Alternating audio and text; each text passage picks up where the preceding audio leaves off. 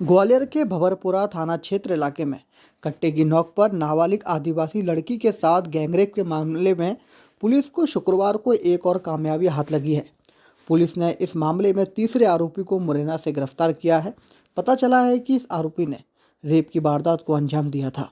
इस मामले में संजीव और बंटी की पूर्व में गिरफ्तारी हो चुकी है। बंटी वह किसान है जिसके यहाँ तीनों आरोपी आकाश, संजीव और एक अन्य बाइक पर सवार होकर आए थे।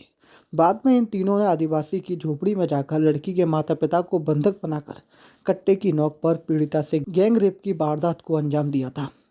खास बात यह है कि एक आरोपी के पिता की पत्थर की खदान पर पीड़ित आदिवासी परिवार शिवपुरी से मजदूरी करने के लिए भंवरपुरा इलाके में आया था। इस मामले के 2 आरोपियों को पुलिस पहले ही गिरफ्तार कर चुकी है। पुलिस का कहना है कि जल्द ही चौथे आरोपी को भी गिरफ्तार कर लिया जाएगा। पता चला है कि यह आरोपी मुरैना से गिरफ्तार किया गया है। उसके कब्जे से बाइक भी मिली है। वही वारदात में इस्तेमाल किए गए तमंचे को बरामद करने के लिए पुलिस आरोपियों को कोर्ट में पेश करने के बाद उसका रिमांड हासिल करने की कोशिश कर रही है।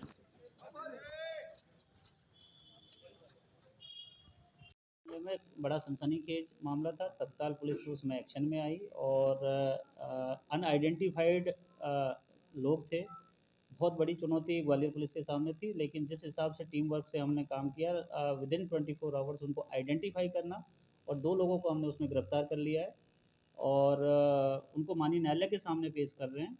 और 2 और लोगों के लिए लगातार टीम उसमें काम कर रही है। और अभी थोड़ी देर पहले फ़ोन आया है कि जो तीसरा आरोपी है उसको भी राउंड अप कर लिया है और उसमें आगे जो हमारी वैधानिक कार्रवाई है वो उसमें हम थोड़ी देर में जो भी वैधानिक कार्रवाई थाने पे करेंगे। सर, आपने भी संख्या आरोपियों की 3 से 4 बताई थी, तो क्या ये माना गया तीसरा आरोपी नामित किया गया है, उसको गिरफ्तार किया जाएगा?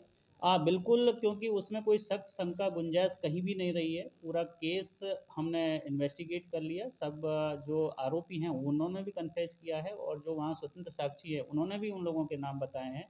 और जो स्वतंत्र साक्षी हैं उन्होंने इस चीज़ की पुष्टि की है कि हाँ, ये 3 आदमी बाहर से आए थे और चौथे आदमी के घर जो गांव का है उसके घर पर रुके थे।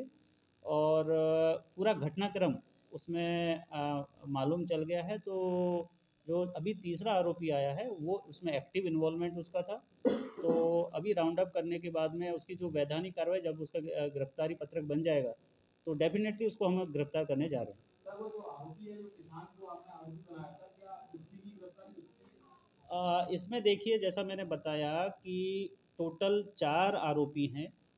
एक उसी गांव का रहने वाला है, वो खेती किसानी का काम करता है। उसी के घर पे आके ये लोग रुके थे और उसी ने इस लड़की का एड्रेस और इस लड़की को जैसा सॉफ्ट टारगेट है इसके बारे में बताया था। मतलब पूरा जो फैसिलिटेट किया है उसी ने किया है।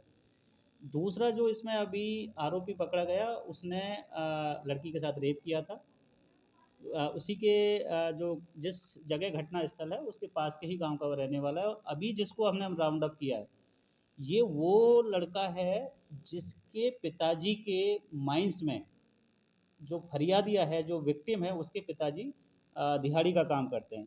कहने का मतलब जो आदिवासी हैं, जो शिवपुरी से आए हैं, इस आरोपी के पिता के ही माइंस में काम करता है। और कहीं ना कहीं ये बात सामने आई थी कि जब ये पिताजी के पास में लड़की 1-2 बार माइंस में गई होगी, तभी से उसकी नज़र इस बच्ची पे थी और उसने कहीं ना कहीं उस बात को देखते हुए ही इसके साथ में ये कुकृत्य किया था।